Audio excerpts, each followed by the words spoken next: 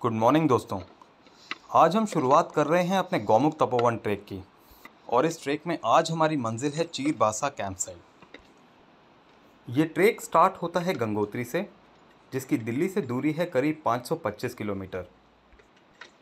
दिल्ली से गंगोत्री के हमारे सफ़र का मैंने एक अलग वीडियो बनाया है, जिसका लिंक मैं डिस्क्रिप्शन में डाल दूंगा। आप दिल्ली से गंगोत्री के सुंदर सफ़र की जानकारी के लिए इस वीडियो को रेफ़र कर सकते हैं।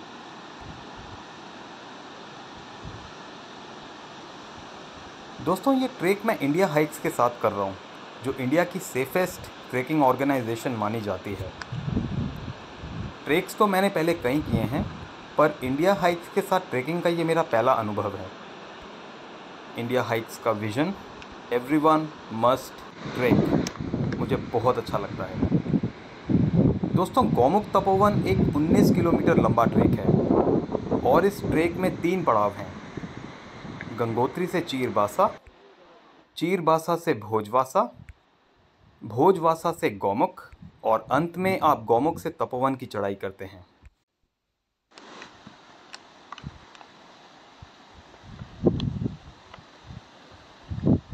इस ट्रैक में कई जलधाराओं को पार करना पड़ता है और ये काफ़ी रोमांचक होता है। गौमुख ग्लेशियर का ऑल्टीट्यूड 4023 मीटर का है और ये ऑल्टीट्यूड बढ़ के 4463 मीटर हो जाता है जब आप तपोवन पहुंचते हैं। इसलिए गौमुख तक ये एक मॉडरेट ट्रैक है, पर अगर आप तपोवन तक जाते हैं तो ये एक मॉडरेट टू डिफ़िकल्ट ट्रैक तो है। इस ट्रैक को करने से पहले थोड़ा अपनी फ़िटनेस पे काम ज़रूर कीजिए, तभी आप इस ट्रैक को एंजॉय करेंगे अच्छे से। गौमुख ग्लेशियर इंडिया का दूसरा सबसे बड़ा ग्लेशियर है, सियाचिन ग्लेशियर के बाद। इस ग्लेशियर की लंबाई 30 किलोमीटर है। हालांकि पिछले 20 सालों में ये ग्लेशियर पिघल के आधा किलोमीटर पीछे चला गया है। कारण है ग्लोबल वार्मिंग।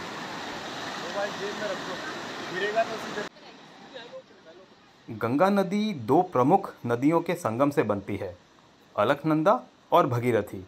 ये संगम देवप्रयाग में होता है। अलकनंदा बद्रीनाथ से आगे सतोपंथ और भगीरथी खड़ग ग्लेशियर से निकलती है और भगीरथी गंगोत्री से आगे यहाँ गौमुख ग्लेशियर से। बेशक ये नदियाँ अलग अलग रास्तों से बहती हैं, पर इनके ग्लेशियर्स आपस में लगे हुए हैं। एक बारीक सी पर्वत श्रृंखला ही इन दोनों नदियों के ग्लेशियर्स को अलग करती है। भौगोलिक दृष्टिकोण से अलकनंदा ही उत्तराखंड की सबसे बड़ी नदी है, पर माइथोलॉजी के अनुसार भगीरथी को ही गंगा का असली सोर्स माना जाता है, क्योंकि गौमुख ही वो स्थान है जहां भगवान शिव ने गंगा मैया को अपनी जटाओं में धारण किया था, उनके वेग को कम करने के लिए, और उन्हें अनेक जलधाराओं में बांट दिया था। और गंगोत्री धाम में ही भगीरथ जी ने अनेक वर्षों तक तपस्या की थी गंगा मैया को धरती पे लाने के लिए। अपने पितरों का उद्धार उन्होंने इसी तरह किया था। अब हम अपनी पहली मंजिल के करीब पहुंच रहे हैं दोस्तों। हमारा आज का पड़ाव चीरबासा कैंप साइट।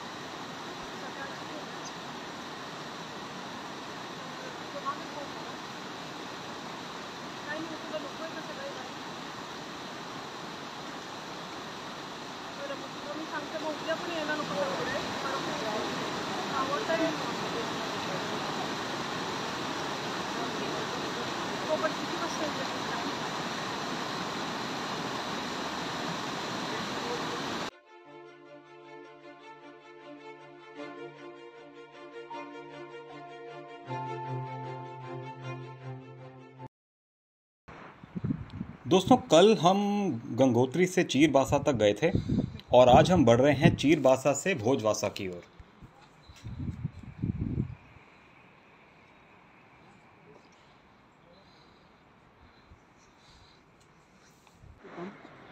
भोजवासा से पहले ये 1 किलोमीटर का स्ट्रेच आता है दोस्तों। ये थोड़ा ध्यान से पार करना पड़ता है, क्योंकि यहाँ पे रॉकफॉल और लैंडस्लाइड का खतरा हमेशा रहता है।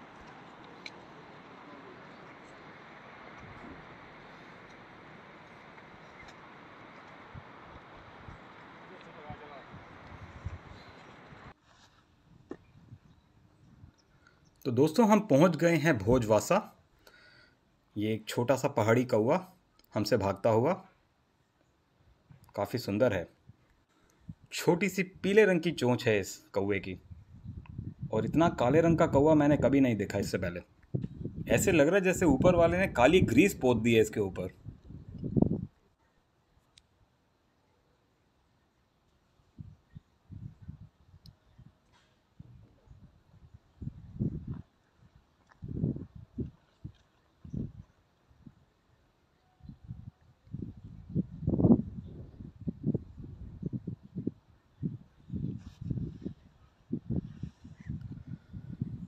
तो दोस्तों ये भगीरथी ग्रुप ऑफ पीक्स ठीक हमारे सामने, और इस भगीरथी पर्वत के ठीक नीचे है गौमुख ग्लेशियर। आज का स्टे हमारा भोजवासा में ही होगा। काफ़ी सुंदर कैंप साइट है ये इस ट्रैक की।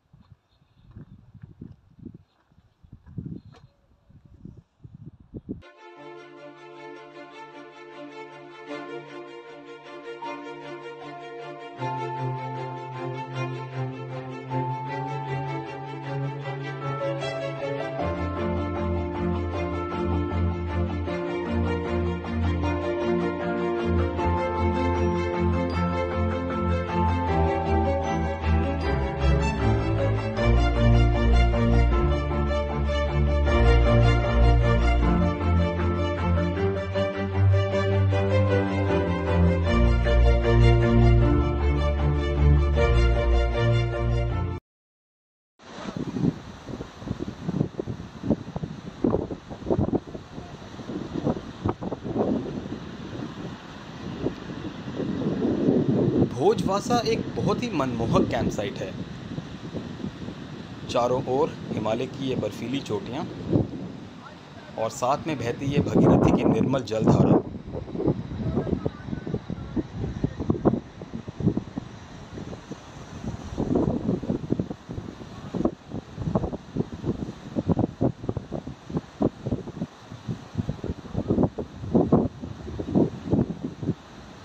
भोजवासा से गौमुख ग्लेशियर सिर्फ 4 किलोमीटर की दूरी पर है, और मैं काफ़ी उत्साहित हूँ ये 4 किलोमीटर का ट्रैक करके कल गौमुख जाने के लिए।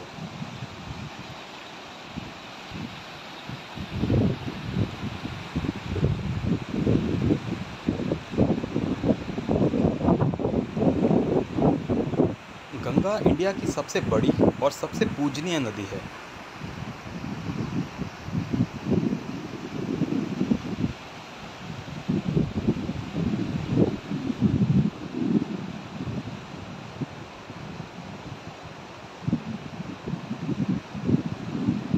हिमालय के इन ग्लेशियर्स से बंगाल की खाड़ी तक गंगा नदी करीब 3000 किलोमीटर का लंबा सफ़र तय करती है।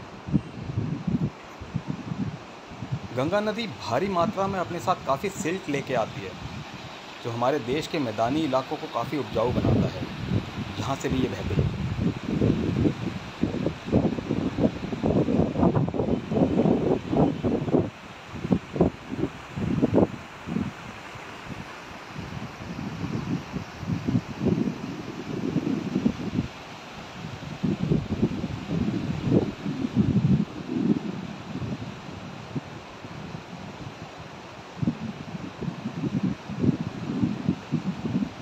तपोवन जाने के लिए लोहे का पुल पार करना पड़ता है, पर इसका प्रोसेस मैनुअल है। इसे रस्सी से स्वयं ही खींचना पड़ता है नदी पार करने के लिए।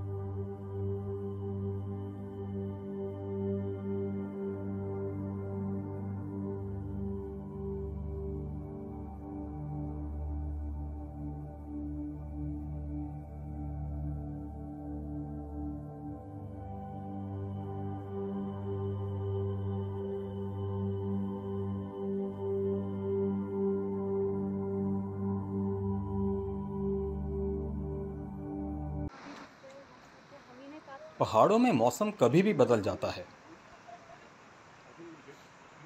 जब आज हम भोजवासा पहुंचे थे तो मौसम एकदम साफ था, पर अभी शाम होते होते इस पूरी कैंप साइट को बादलों ने घेर लिया है। बहरहाल कल हमें गौमुख जाना है और परसों तपोवन। देखते हैं आगे मौसम कैसा रहता है।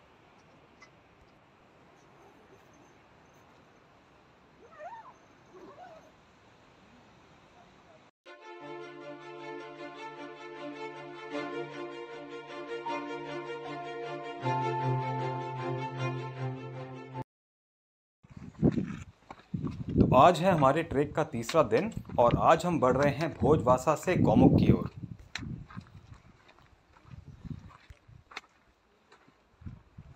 हमारे दाईं ओर है शिवलिंग पर्वत। फिलहाल शिवलिंग की चोटी बादलों से छुपी हुई है। शिवलिंग जो कि इंडिया की सबसे सुंदर पीक्स में से एक माना जाता है।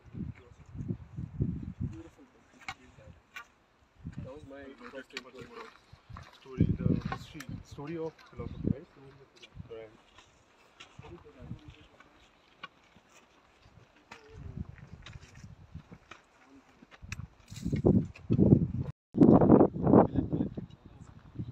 यहाँ से शिवलिंग पर्वत हमें आधा दिखाई दे रहा है। तपोवन से शिवलिंग का पूरा व्यू मिलता है, नीचे से ऊपर तक। और शिवलिंग के ठीक पीछे मेरू और सुमेरु पर्वत दिखाई देते हैं। ये नज़ारा सिर्फ तपोवन से ही दिखता है।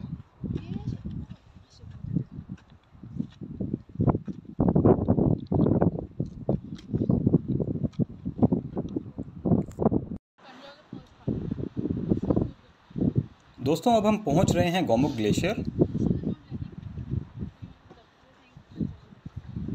गौमुख ग्लेशियर का ट्रैक मैंने पहले 2011 में भी किया है।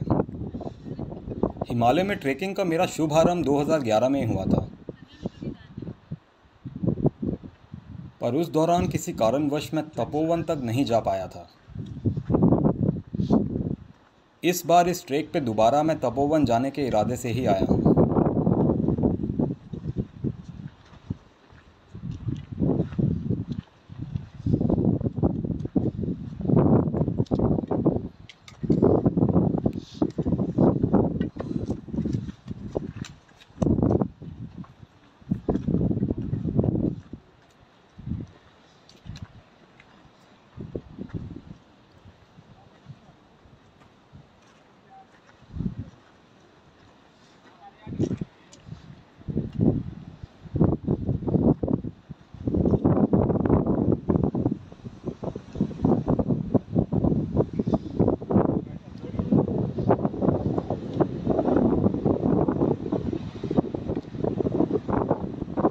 अब हमारे ठीक सामने है इंडिया का दूसरा सबसे बड़ा ग्लेशियर गौमुख। इस ग्लेशियर की एक झलक देखते ही एक प्राउड इंडियन वाली फीलिंग आती है। आफ्टर ऑल ये ग्लेशियर इंडिया की लाइफलाइन है।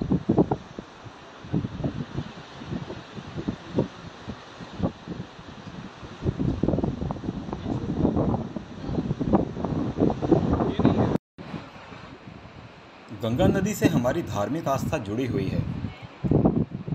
इसके साथ साथ हमारे देश को 42% पानी गंगा नदी से ही मिलता है। इसलिए ये ग्लेशियर हमारे देश की लाइफलाइन है। गौमुख ग्लेशियर का सुरक्षित रहना बहुत ज़रूरी है इंडिया के लिए।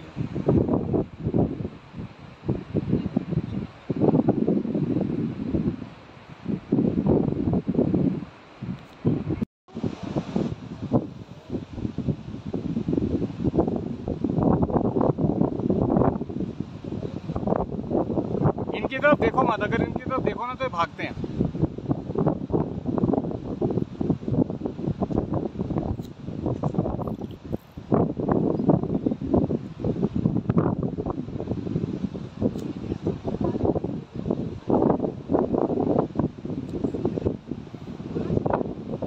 हमने गौमुख ग्लेशियर में काफ़ी समय बिताया। इस दौरान हमारे ग्रुप के कई लोग यहाँ के कौवों को अपना दाना चुगाने में लग गए। इस दौड़ में हम पीछे कैसे रह सकते थे।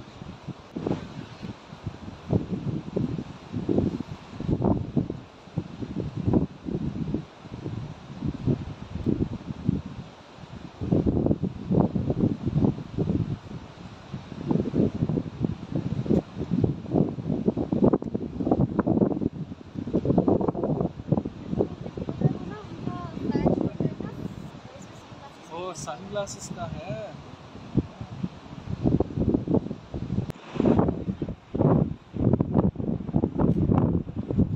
और ऊपर करो।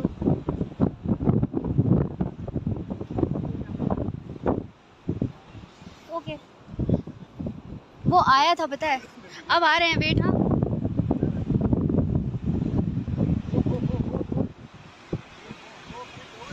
ले रहे हैं भाई, ले रहे हैं, ले रहे हैं पापा।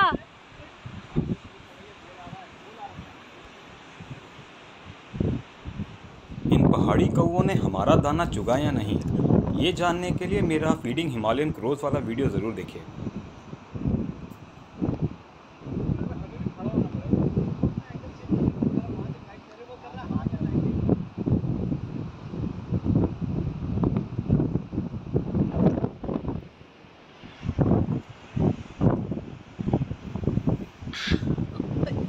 लिया नहीं है। या आई एम कैप्चरिंग। तुम शोर मचाते तो पता है, चली गई वो।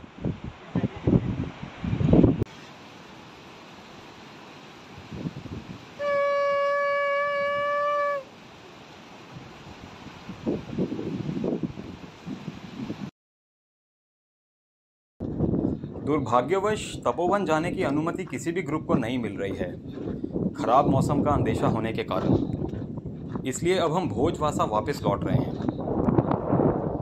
अगर कोई मुझसे ये प्रश्न करे, क्या मैं गंगोत्री तीसरी बार आना चाहूँगा तपोवन जाने के लिए, तो मेरा जवाब होगा बिल्कुल आना चाहूँगा।